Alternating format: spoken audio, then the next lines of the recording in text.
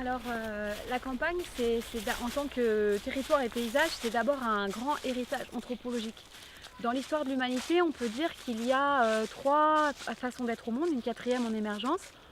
Donc la première, la plus ancienne, pendant des dizaines de milliers d'années, on a été des prédateurs sur notre environnement. On était des chasseurs-cueilleurs. C'était l'ère sauvage.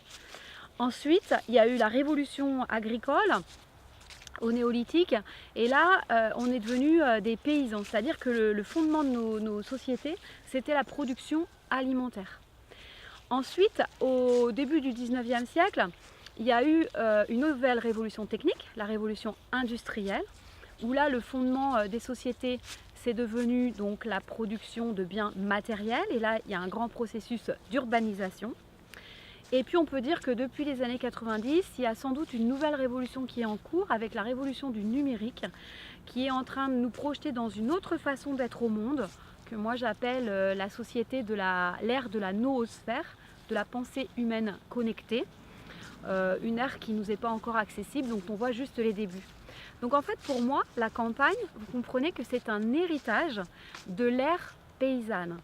Il y en a des héritages importants en termes de peuplement, et il y en a aussi beaucoup des héritages en termes anthropologiques tels que les a décrits Emmanuel Todd.